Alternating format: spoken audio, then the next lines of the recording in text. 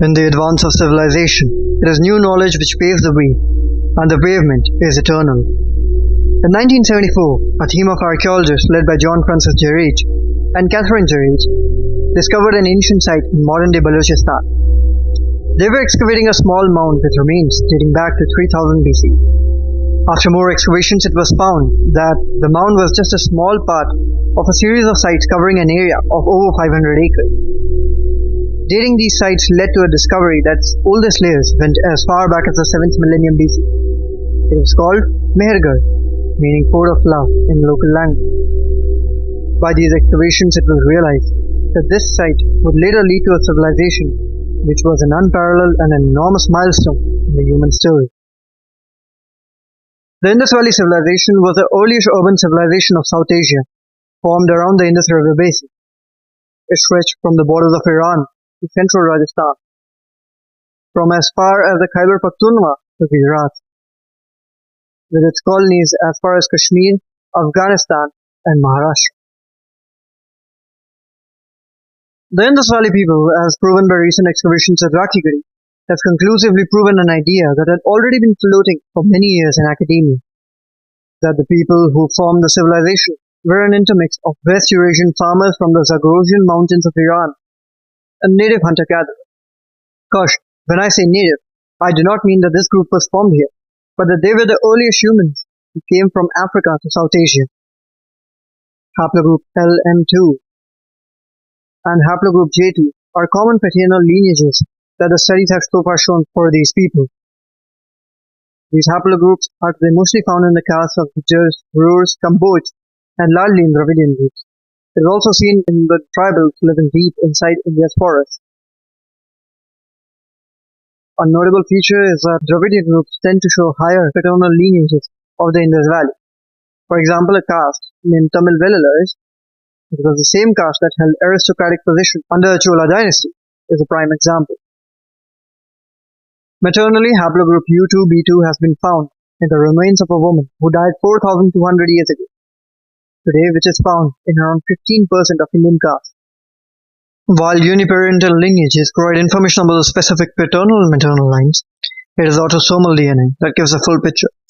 That is, the modern Indian people are the heir to this fascinating civilization. Even though this field is still in infancy due to a scarcity of remains, it is highly probable that the future research will only elucidate and increasingly support the connections between the Indian people and these mysterious forebearers who contribute to a majority of our ancestry.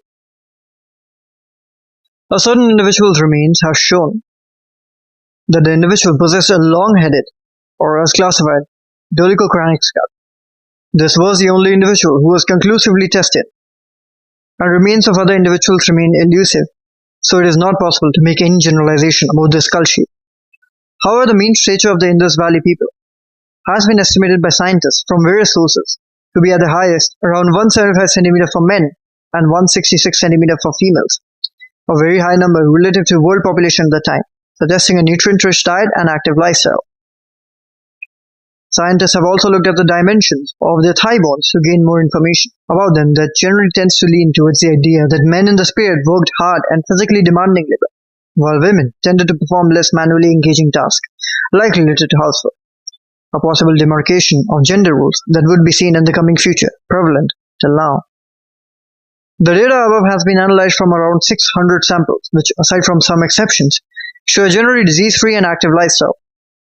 However, contrary to common beliefs, the people of Indus Valley did not live in a peaceful utopia, as they do show evidence of trauma caused due to violence, as seen in some graves from before 2100 BC. However, it should be noted that we still have very few remains and only from a cluster of sites in either the easternmost or the westernmost region of the IVC. So the complete picture of the physical life of these people remain a mystery. Despite the relative lack of written word and confusion about the script, most scholars agree that the Indus people possessed a written language, one of the earliest in the world. The civilization also evolved from its roots in the agrarian system to become a proto-merchant industrial civilization, as evidenced by its pottery, ornaments, and possible fabric. We have even found evidence of buttons, saw, and rudimentary drills. The Indus seals as far as Mesopotamia, a shipyard at Lothal, coastal colonies at Sutka Gindur, suggest that this civilization had relations to as far as Mesopotamia, and possible indirect connections even to Egypt.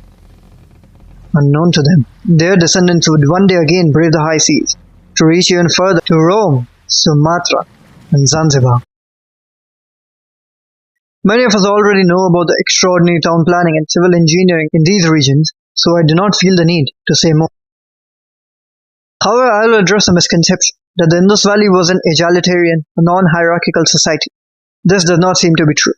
Sectoral divisions between various regions and the differences between the citadel at a higher platform and humble dwellings at lower platforms suggest a proto-caste-like structure that was hardly egalitarian. An erroneous assumption often made by people is that the incoming Aryans conquered the Indus Valley and replaced the people living there. Nothing, however, could be further from the truth.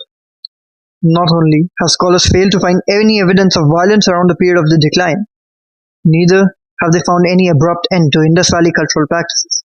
On the contrary, what they find is a culture post-IVC, when the Indo-Aryans had already migrated, which shows an amalgamation and coexistence of two people, intermarriage, and presence of distinct pottery style. The cultural space we today refer to as cemetery-edge culture. The Indus culture in fact never disappeared. It got absorbed by various cultures around and after, and still carries today in Indian society. Probably the biggest legacy of the Indus Valley is seen in its architecture. For example, the Great Bath, rather than being a big communal swimming pool, likely served as a place of ritual purification in the form of kunds as a place of ritual purification. The assembly hall, which was found in the Indus Valley, as dimensions are very similar to the Vedic vedio altars. A temple palace, which is present at a place called Muntikak, also has similarities in its architecture and dimensions similar to recommendations laid out in later texts for temple architecture. The connection of the Indus Valley to modern Indians is nowhere more prominent than in the shared symbols and ideas of religion. From ancient swastikas to a mysterious figure in possible yogic posture, surrounded by animals, very similar to the god Shiva. The worship of the mother goddess has parallels to the worship of the universal feminine Shakti, as seen in many of India's temples. Despite around 70% of the Indus Valley genetic line being seen in the north and only 55% in the south, it is the south of the Vindhyas where the Indus civilization still breathes loud. From bullfight to courtyards and housing, from now extinct Devadasi system to maybe even their languages. By around 1300 BC, this civilization had dissolved into small-scale villages that were isolated with each other, starting a new chapter in the human history. Yet, even today, her descendants still live and continue to make a mark around the world in her shadows.